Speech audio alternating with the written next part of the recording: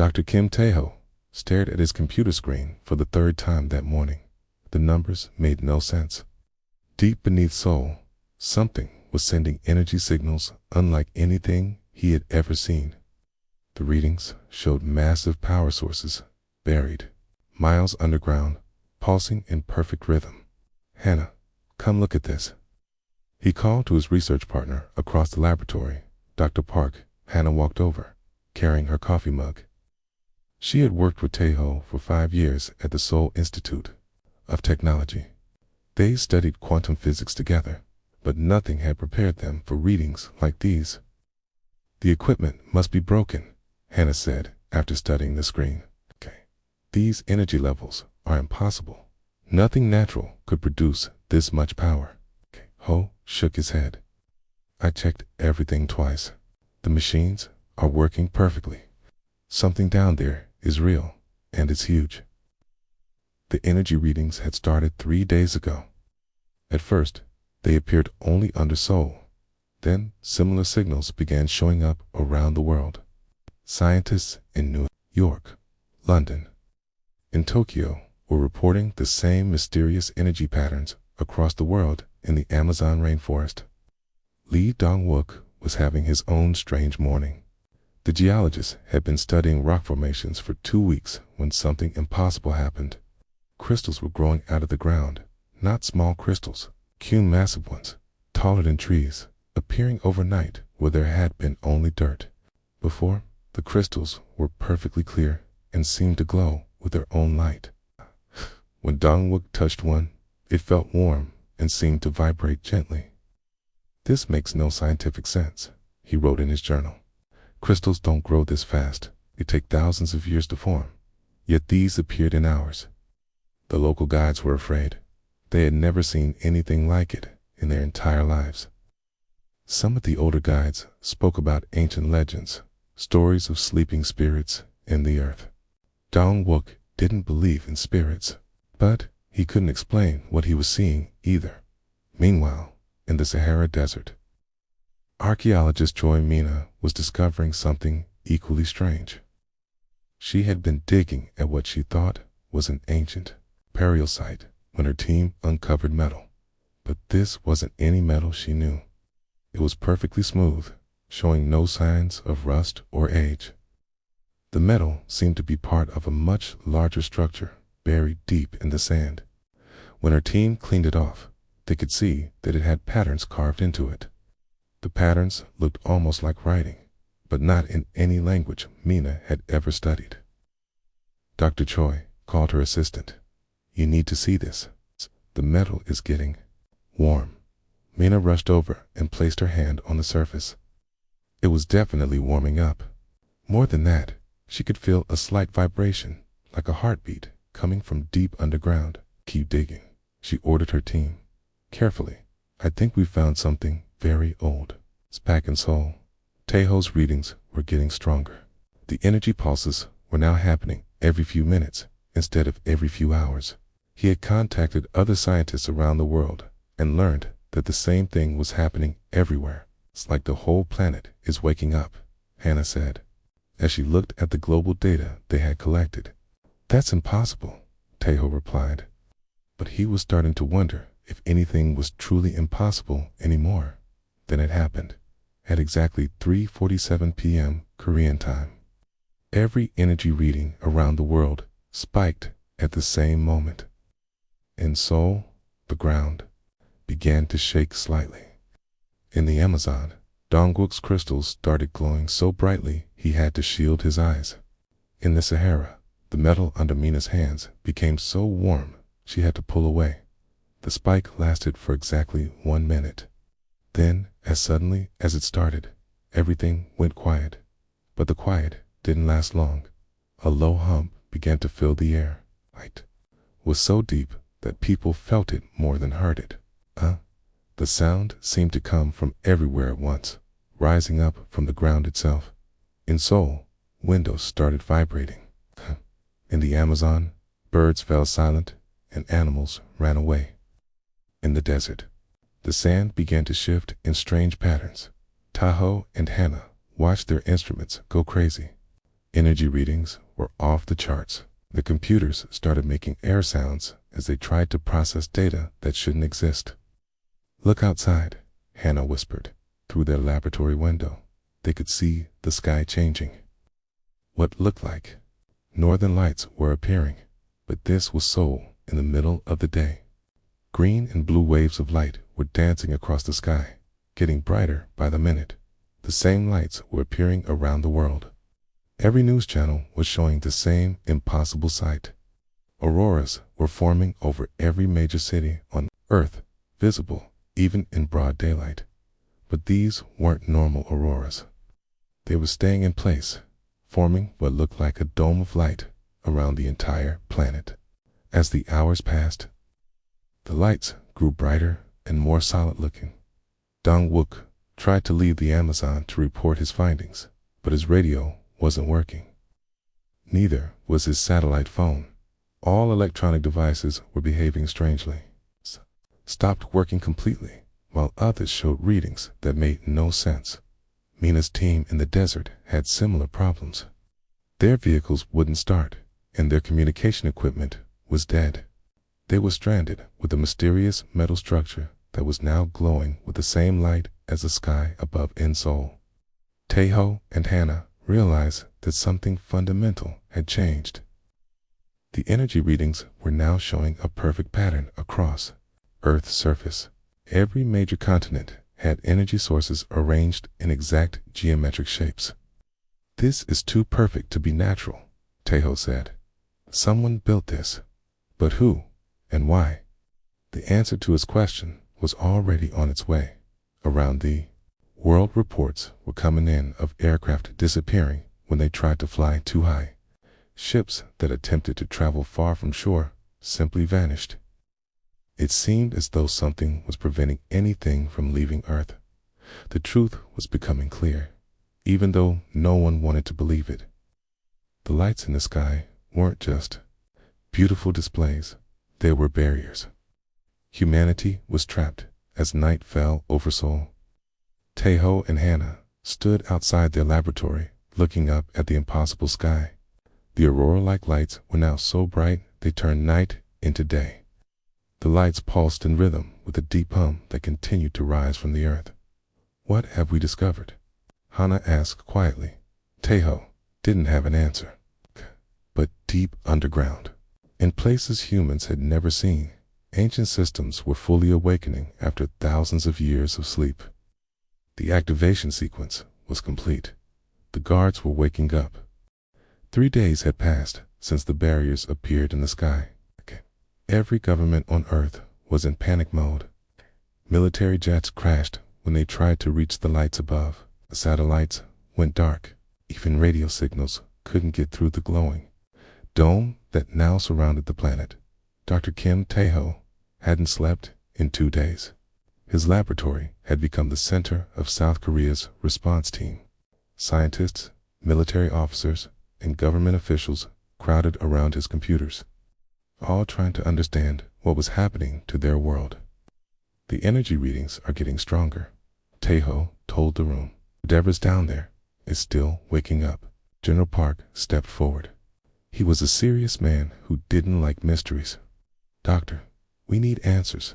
Our missiles can't break through those lights. Our planes can't fly out. We're trapped here, and we need to know by what." Before Taeho could answer, every screen in the laboratory went black. Then, slowly, text began appearing. But it wasn't in Korean, English, or any language anyone recognized. Yet, somehow, everyone in the room could understand it perfectly. "Attention inhabitants of prison world designation. Earth 3, remain calm. Contact will be established shortly." The room fell silent. Prison world. The words hit everyone like a physical blow. Across the world, the same message appeared on every screen, in every building, in every country. Dr. Park Hannah, who was at a government meeting in another building, watched the same words appear on the conference room display in the Amazon. Lee Dong-wook saw the message on his portable tablet, which had mysteriously started working again. The crystals around him were now glowing so brightly that the forest looked like daytime, even at night, in the Sahara Desert. Joy, Mina read the words on her team's equipment screen. The metal structure they had uncovered was now completely exposed, revealing itself to be part of something massive, buried in the sand. Then came the sound. It wasn't the deep hum from before. This was different. It sounded like machinery starting up after a very long sleep. The sound came from underground, but it was so loud that people could hear it clearly above ground, in Seoul. The ground in several locations began to crack open. Steam rose from the gaps, carrying a strange smell that nobody recognized. Taeho and his team rushed outside to see what was happening. "Sir, we're getting similar reports from around the world," his assistant called out. "The ground is opening up in over 50 locations." The largest crack was forming in the center of Seoul's main park. As they watched, something began rising from deep underground. It looked like a metal platform, perfectly smooth and gleaming. Despite having been buried for who knew how long, people gathered at a safe distance, staring in amazement and fear. The platform continued rising until it was about 10 feet above ground level. Then it stopped, and a section of it began to glow. The glow formed into a doorway, and something stepped through. It looked almost human, but not quite. Taller than any human, with pale skin that seemed to shine with its own light. Its eyes were larger than human eyes and completely silver. It wore clothing that looked like it was made of liquid metal. The being raised one hand, and when it spoke, everyone could understand its words perfectly, even though it wasn't speaking any human language. "I am Supervisor Keth of the Watcher Corps. I apologize for the delay in contact. Our hibernation cycle lasted longer than planned." General Park stepped forward, his hand on his weapon. "What do you want? What are those barriers in our sky?" Looked at him with something that might have been amusement. "Those barriers have always been there, General. We simply made them visible. As for what we want nothing from you. We are here to fulfill our duty as your guardians." "Guardians?" Taeho called out. "What do you mean, guardians?" More platforms were rising around the world. New York, London, Tokyo, and dozens of other cities. Beings like Keth were emerging from underground. Each one delivered the same message.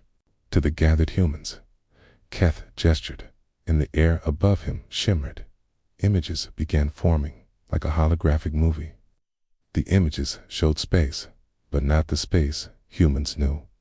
This showed star systems filled with massive ships, worlds covered, and cities and beings that looked similar to humans, but somehow different.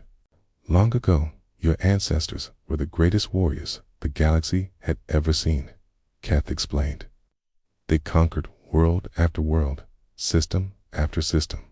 Nothing could stop them. They were magnificent and terrible." The images changed, showing battles.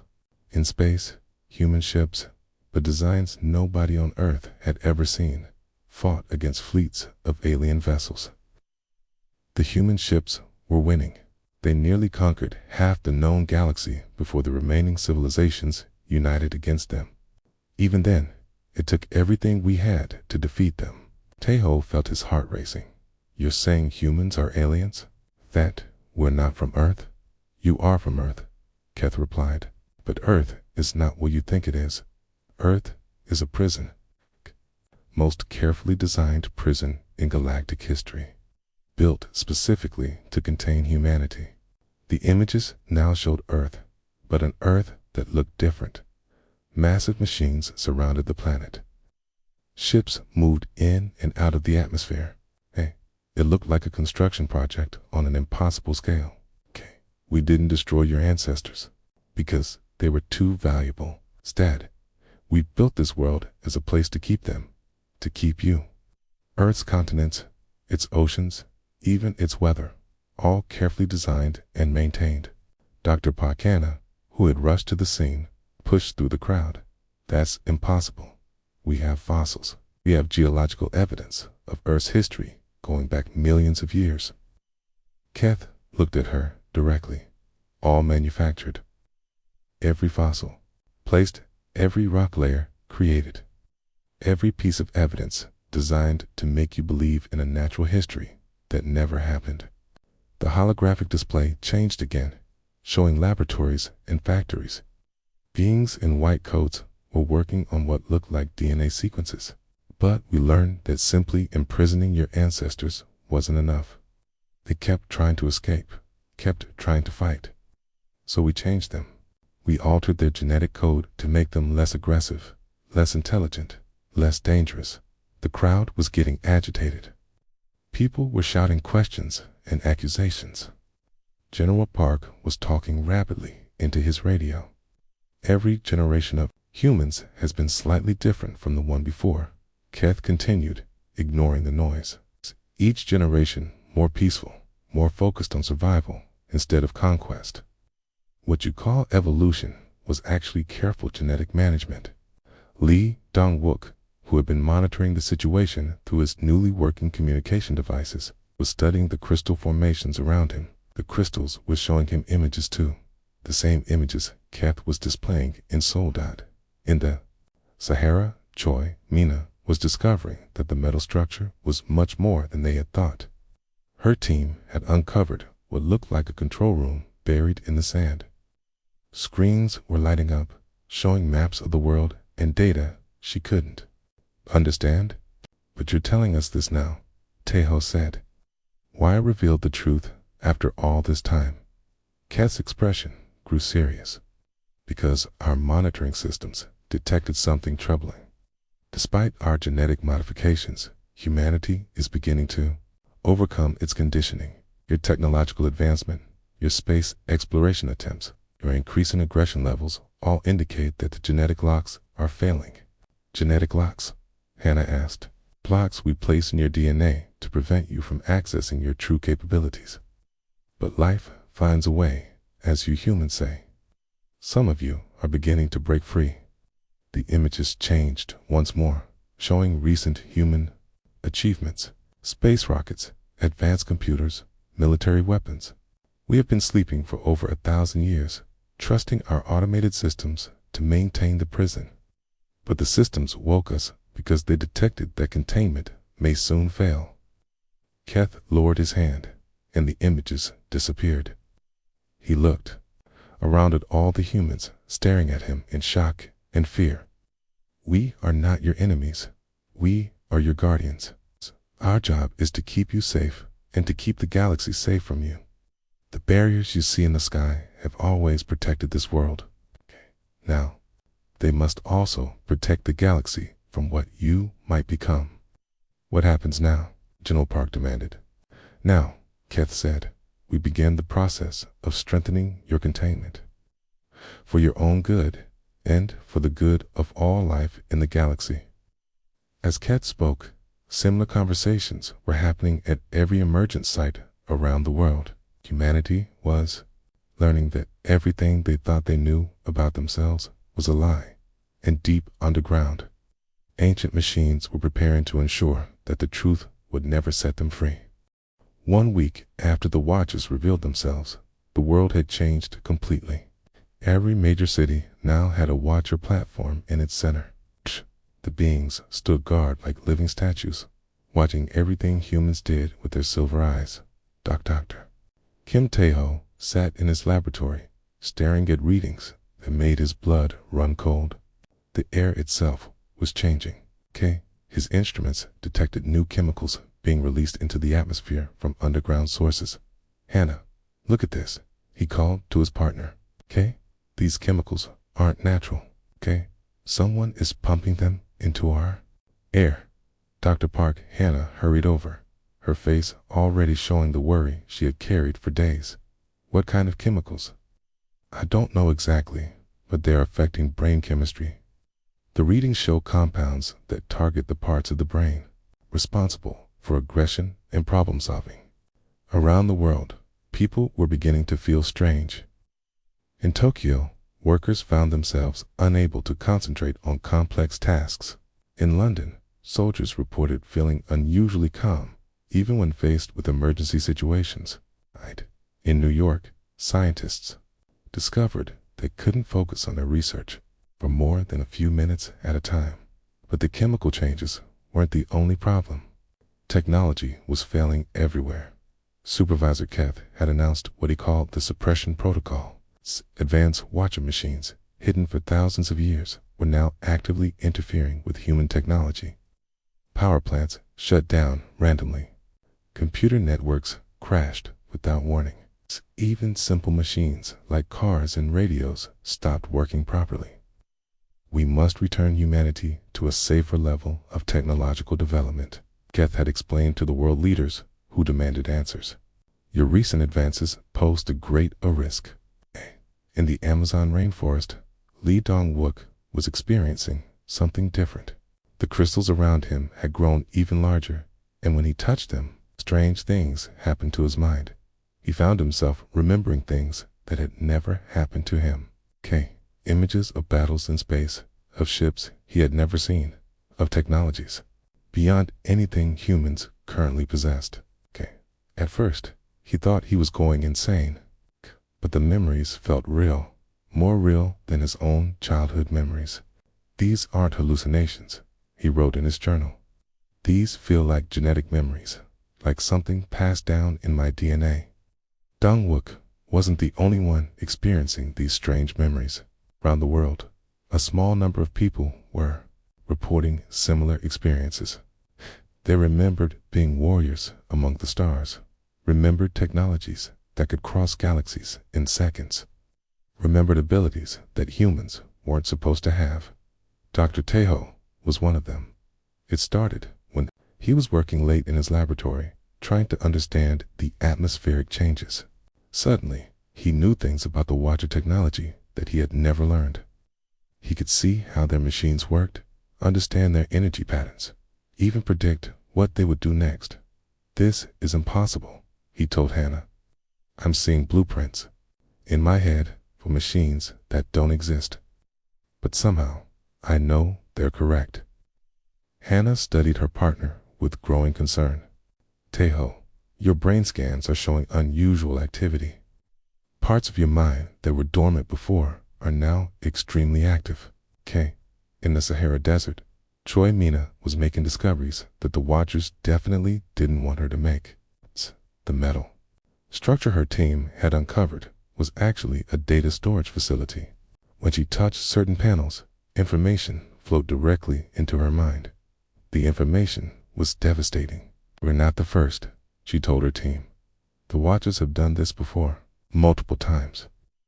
The records showed that human civilization had been reset 17 times throughout history. Each time humans began to overcome their genetic conditioning, the Watchers would intervene. Sometimes they used chemicals like they were using now. Sometimes they caused wars or natural disasters. Sometimes they simply erased human memory and started over. Every major disaster in human history, Mina explained to her assistant. Fall of ancient civilizations, the Dark Ages, even some of the wars. The Watchers caused them to keep us from advancing too far, but the records also showed something else. Each reset was becoming less effective. Humans were adapting faster, overcoming their conditioning more quickly. The genetic locks the Watchers had placed were failing. Mina discovered why. We're evolving past their control, she realized. Each generation that breaks free passes something to the next generation. The awakening is becoming hereditary. Around the world, more people were experiencing awakenings, gained abilities that seemed impossible, enhanced strength, faster reflexes, perfect memory, and most importantly, the ability to understand and resist Watcher technology. And so, Taeho found that he could actually see the electromagnetic fields the Watchers used. He could watch their machines working and understand exactly how to disrupt them. The genetic locks aren't just breaking, he told Hannah. They're shattering completely. Whatever the Watchers did to suppress our abilities, it's not working anymore. Hannah had been running secret tests on the awakened humans. Your brain scans show activity levels I've never seen before. You're using parts of your mind that medical science says don't exist, because they were locked away, Taeho replied. The Watchers made us forget what we really are. Meanwhile, Lee Dong-wook was discovering something even more shocking. Crystal formations weren't just memory storage devices. They were connected to Earth's core, and through them, he could sense the true scope of what the Watchers had built. Earth isn't just a prison, he realized. It's a machine. Okay, the entire planet is one massive machine, and we've been living inside it our whole lives. The planet's magnetic field, its weather patterns, even its gravity, were all artificially controlled. But more than that, the machine was powered by human life force. Every human on Earth was unknowingly contributing energy to keep the Watcher systems running. We're not just prisoners, Dong-wook wrote. We're batteries, its discovery explained. Why the Watchers needed to keep humanity alive, but controlled. Dead humans provided no energy. Free humans might escape or destroy the machine, but controlled humans were the perfect power source. Choi Mina's research confirmed Dong-wook's findings. The underground facility was filled with records showing how human cities were positioned to maximize energy collection. Every major population center sat above energy collectors that fed power to the planetary machine. But the awakened humans were disrupting this system. Their enhanced abilities created feedback in the energy collection network. The more humans who awakened, the less stable the planetary machine became. The Watchers were facing a crisis they hadn't planned for. Their perfect prison was breaking down from the inside. Supervisor Keth called an emergency meeting with world leaders. His silver eyes showed something humans had never seen before. Concern. The suppression protocol is not working as expected, he announced. Genetic awakening is accelerating despite our chemical intervention. We must implement more direct measures. What kind of measures? Demanded General Park. Selective elimination of awakened individuals, Keth replied without emotion, and permanent modification of human reproductive capabilities to prevent further genetic evolution. The room erupted in angry voices, but Keth continued speaking. We have also detected unauthorized access to classified historical records. Some humans have learned about previous resets. This knowledge threatens the stability of current containment measures. In her hidden location in the Sahara, Mina felt a chill. The Watchers knew what she had discovered. We are implementing immediate location protocols for all individuals showing signs of genetic awakening, Keth announced. They will be contained for the safety of all. Around the world, Watcher machines began scanning for awakened humans. But they had underestimated how many people were already changing. Don-sol, Taeho, felt the scan pass over him like a cold wind. But instead of hiding, he found himself standing up straighter. The fear that had controlled him for days was gone, replaced by something he had never felt before. They want to fight, he told Hannah. Then we'll give them one. For the first time, since the Watchers revealed themselves, awakened humans around the world felt the same thing. They were ready to remember what it meant to be human. The first attack came without warning. Watcher machines descended from hidden locations around the world, targeting anyone who showed signs of genetic awakening. But they had made a critical mistake. They had underestimated how quickly awakened humans could adapt. Dr. Kim Taeho was in his laboratory when the attack began in Seoul. Through his window, he watched as sleek silver machines flew through the streets, scanning people with beams of blue light. When the light touched someone who was awakening, the machines would fire energy weapons. But Taeho could see something the Watchers couldn't.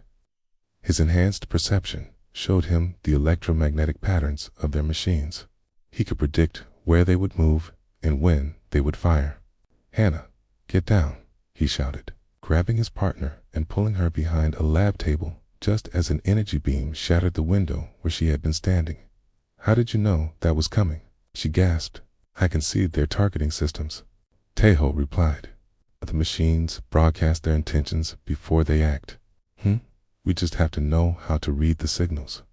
Around the world, other awakened humans were making similar discoveries. Their enhanced abilities weren't just making them stronger or smarter. They were giving them an instinctive understanding of Watcher technology. In the Amazon, Lee Dong-wook found that he could communicate with the crystal formations through thought alone. When Watcher machines attacked his location, the crystals responded to his mental commands, creating energy shields that protected him and his team. The crystals aren't just Watcher technology, he realized. They're responding to human mental patterns. They were designed to work with awakened human minds. Dr. Park Hannah had been secretly working on something that would change everything. Using her research on awakened brain patterns, she had developed a process to trigger genetic awakening in ordinary humans. It wasn't safe, and it didn't work on everyone, but it was their only chance. "We need more awakened humans," she told Taeho as they hid from the attacking machines. "The Watchers are trying to eliminate us before we can spread the awakening too." Others, in hidden locations around the world, small groups of awakened humans began forming resistance cells. They communicated through methods the Watchers couldn't detect. It's in the same electromagnetic fields that powered the planetary machine. Choi. Mina had become one of the most important resistance leaders. Deep in the Sahara facility, she had discovered the location of every Watcher control center on Earth. More importantly, she'd learned how to access their communication networks. "I can hear everything they're saying to each other," she reported to the other resistance cells. "They're more worried than they're letting on. The awakening is spreading faster than their models predicted." Through the Watcher communications, Mina learned something terrifying. The machines that were attacking humans weren't just trying to eliminate awakened individuals. They were preparing to implement what the Watchers called the final reset. They're planning to kill most of humanity and start over with a small, controlled population, she warned the others. But this time, they're going to make genetic modifications that can never be reversed. The resistance knew they had to act fast, but they faced a problem that seemed impossible to solve. The Watchers had weapons and technology far beyond anything humans possessed. How could a small group of awakened humans fight beings who had controlled their planet for thousands of years? The answer came from an unexpected source. Lee Dong-wook, working with the crystal formations in the Amazon, made a discovery that changed everything. The crystals weren't just storing human genetic memories. They were storing something much more valuable. They contained the complete technological knowledge of our ancestors, he reported to the resistance. Every ship design, every weapon, every piece of technology the original humans used to conquer half the galaxy, is all here, waiting for awakened minds to access it. Taeho was the first to successfully download the ancient knowledge. When he touched one of the crystals that Dong-wook had sent to Seoul, his mind was flooded with information about technologies that seemed like magic. "We can build energy weapons," he told Hannah in amazement. "We can create force fields faster than light, communication devices, even ships that can travel between stars." Our ancestors weren't just warriors.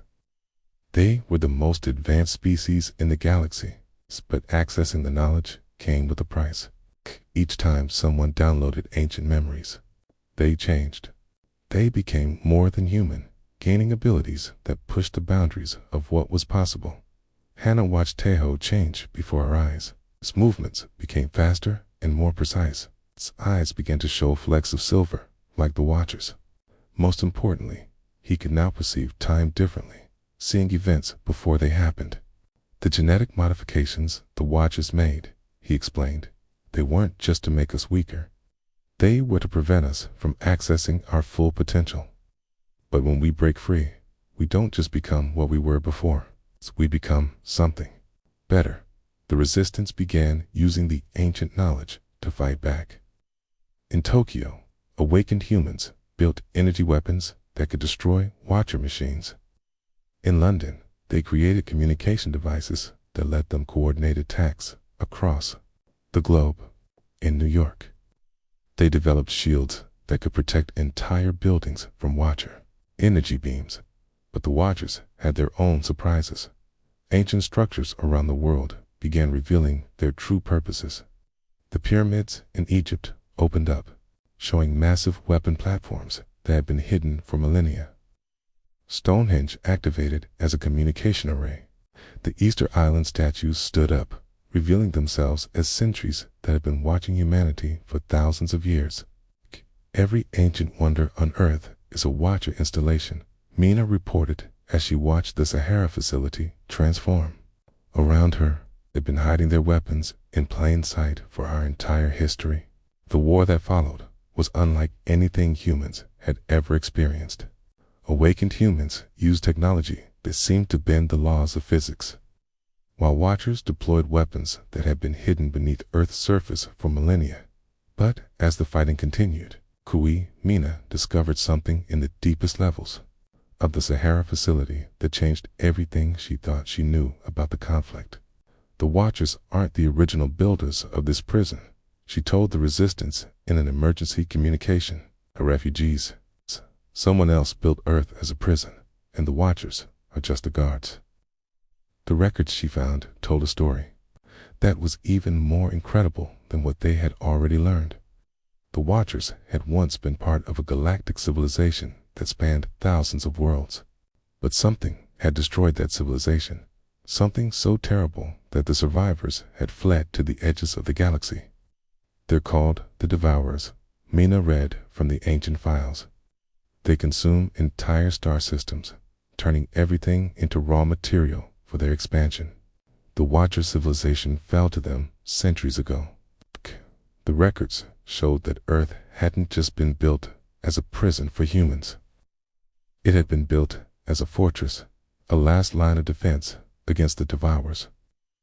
The Watchers had imprisoned humanity, not just to protect the galaxy from human conquest, but because they hoped to use awakened humans as weapons against the Devourers. The barriers around Earth aren't just to keep us in, Mina realized. They're to keep the Devourers out.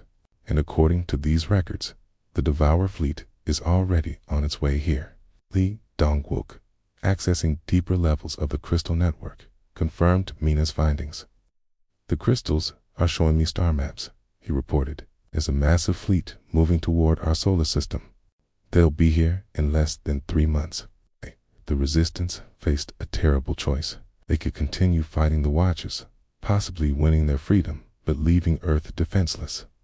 Or they could work with their captors to prepare for a threat that could destroy not just humanity, but all life in the galaxy. Taiho, now fully awakened and possessing abilities that surpassed even Watcher expectations, made the decision that would determine humanity's future. We fight the Devourers, he announced to the resistance cells around the world, but we do it on our terms. The Watchers need us more than we need them. It's time to turn this prison into something else.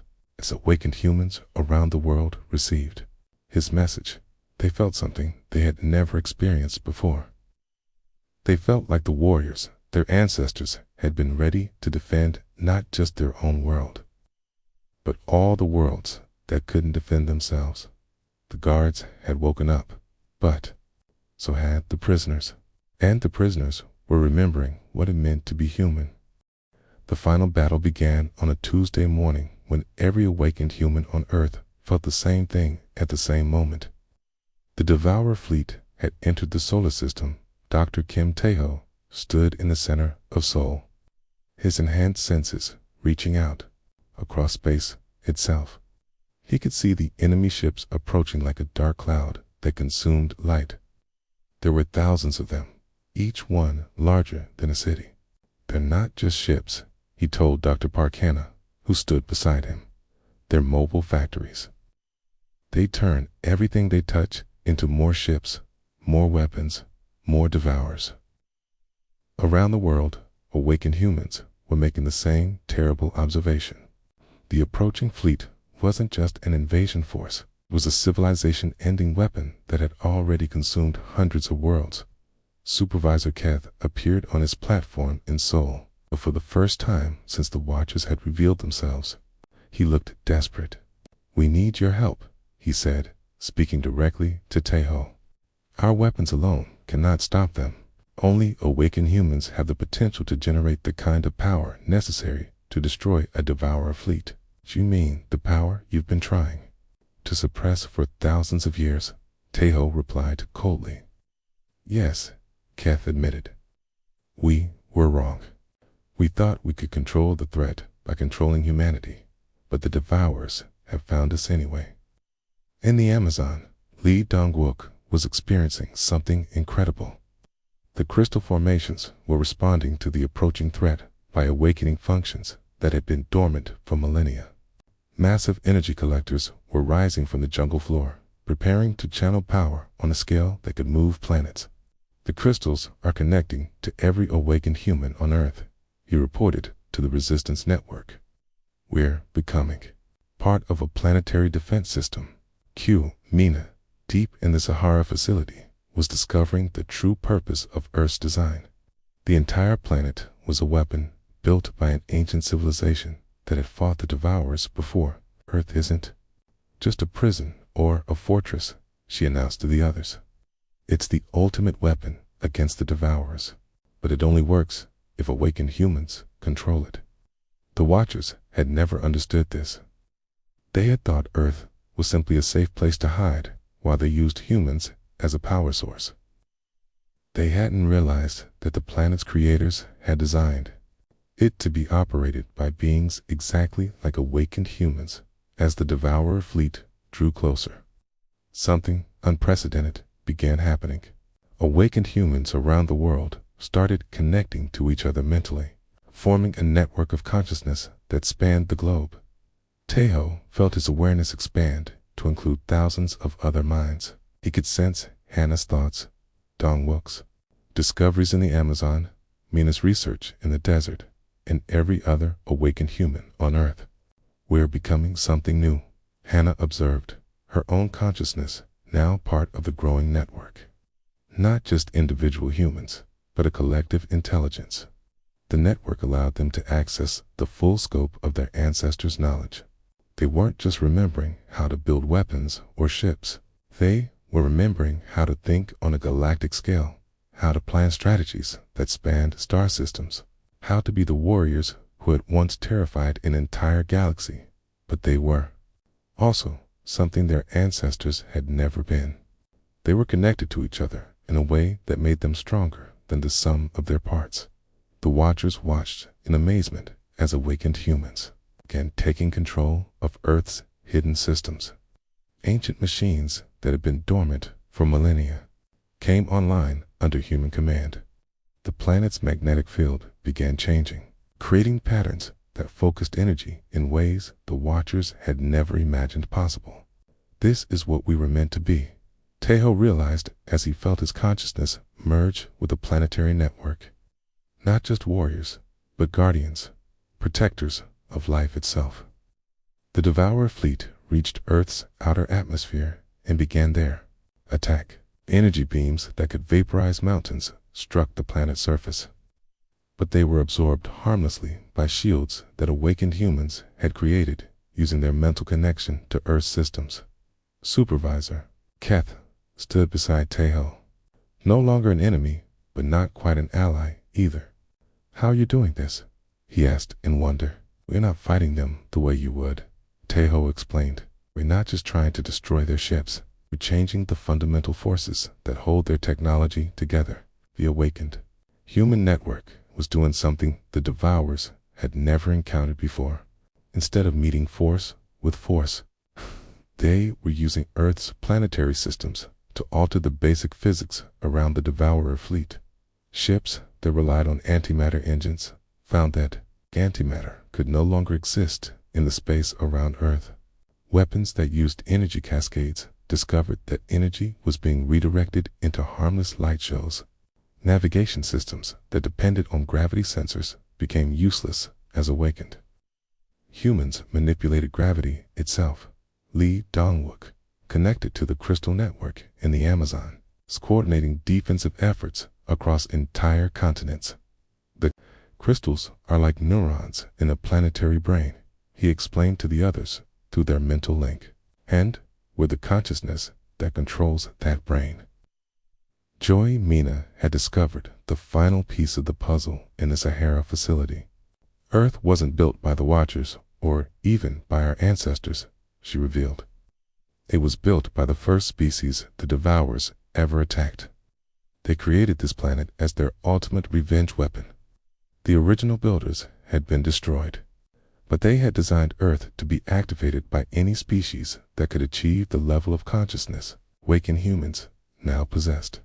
The planet was their gift to the future, a way to ensure that the Devourers could never consume the entire galaxy. As the battle continued, Devourer fleet began to retreat. Their ships were not just being defeated, they were being converted. The same forces that allowed them to consume other technologies were being turned against them, transforming their vessels into harmless matter. But the awakened humans weren't content with just driving them away. We can follow them, Tejo announced to the global network. We can track them back to every world they've consumed and reverse the process. Using Earth as a base, the awakened human consciousness reached out across space. They found the Devourers, previous victims, worlds that had been stripped of all life and converted to raw materials. But life, they discovered, was stronger than the Devourers had realized, on world after world. Awakened humans began the process of restoration. Dead planets bloomed with new life. Consumed civilizations were rebuilt.